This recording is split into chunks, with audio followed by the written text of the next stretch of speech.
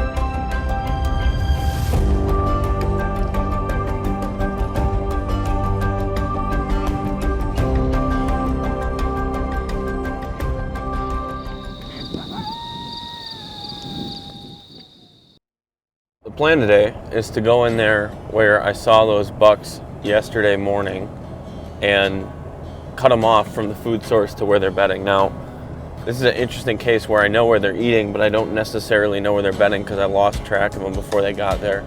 There's actually a tree I'm going to sit at where I can cut them off, and if not, I'll let them work past me and I'll try to make a move on them. So hopefully they're doing the same thing and eating from the same field they did yesterday. And if they are, I think there's a really good chance I see them and possibly get a shot at them. So I wanted to get to one of those two trees, but the wind is blowing directly from those two trees to the hayfield. And those bucks came around 8 a.m. It's gonna be blowing right into that field. So I can't sit there.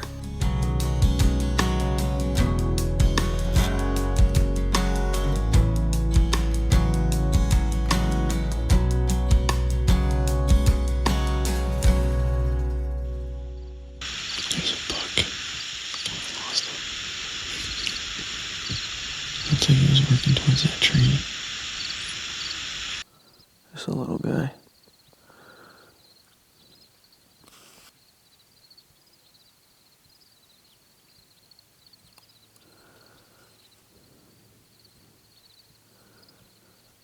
Is that a bigger one? I might shoot him. Oh yeah, I'd shoot him. Let's go get him. 600 yards. I'm gonna try to cut him off.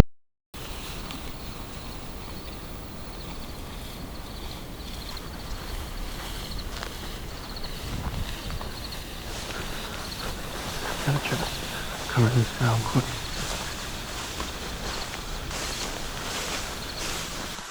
I begin my stalk to try and cut off these bucks, but eventually they work on towards bedding a little bit faster than I can go quietly.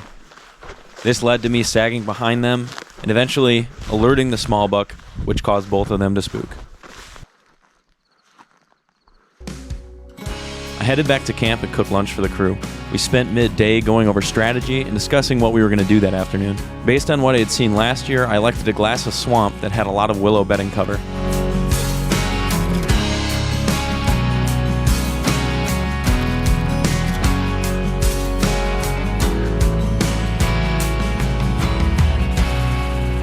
While I saw many deer, I did not see a shooter.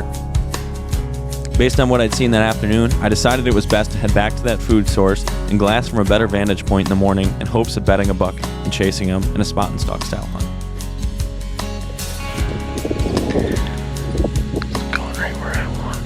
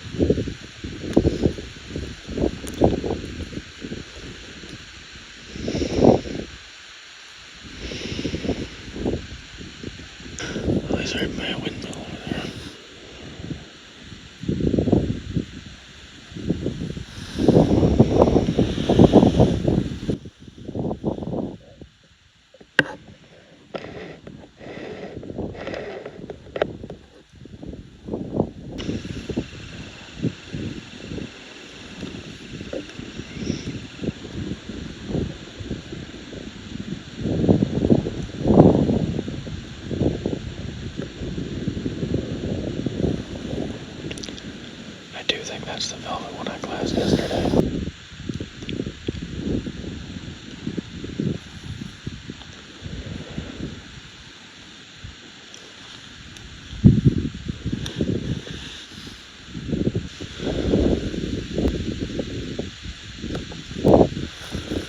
He's traveling with those toes. Let's see where he ends up going here.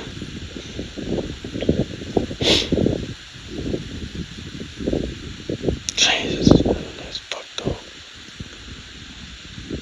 Holy cats. This is gonna be a lot of watching. If they lay down, they're in danger, but I need them to lay down. If I start moving over there, I'm gonna completely lose track of where they are. He's in two. One on the left. Did he just bed? Did he just bed?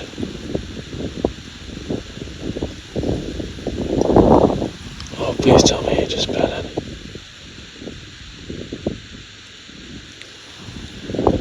That's our big boy right there. We need the big boy to lay down now.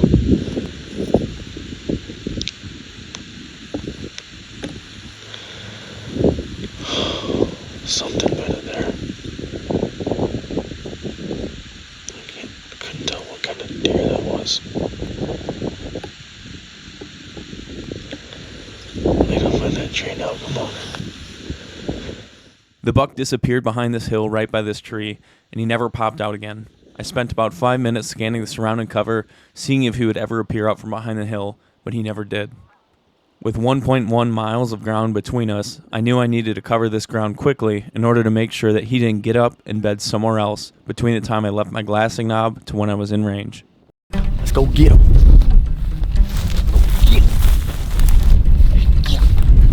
Come on. Come on. Let's get him. I don't know. Half mile to go. I just covered a quarter maybe. Let's do it. I'm about 100 yards out, so I'm going to stop, get some water, extend my tripod, do anything that's going to take some noise, and just carry my bow and my cameras with me. It's bring go time. Let's hope he's still there. That's the tree right there. Come up and around. The slopes I'm working towards are the most lit up in the sun. Below me is a steep, shaded cut that I know that if he was laying in, he could travel left or right and get around me without me ever seeing. Because of this, I slowly creep over and begin to work my way looking for antlers bedded below.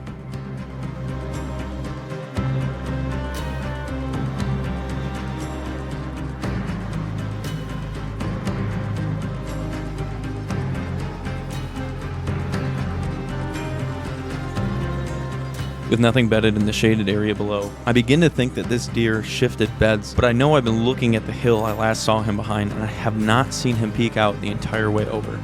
I'm very confident this buck is within sight right now.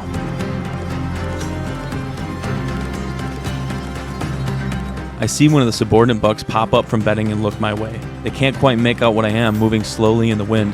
I range it at 64 yards, I put the tree between him and I slowly cover ground. I'm hoping that the big buck is bedded with them and will pop up shortly after seeing that the young one is alert.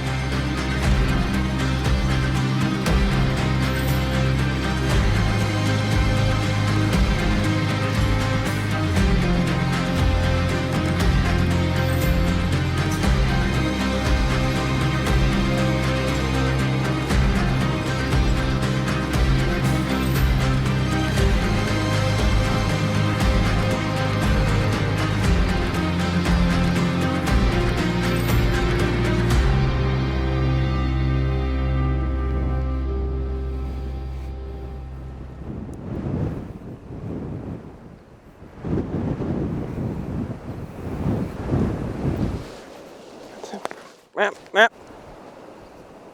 Shoot, he wasn't where I thought. Damn it.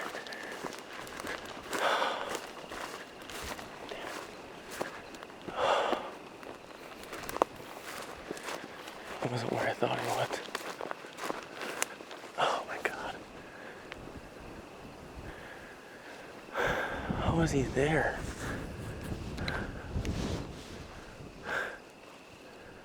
Damn it.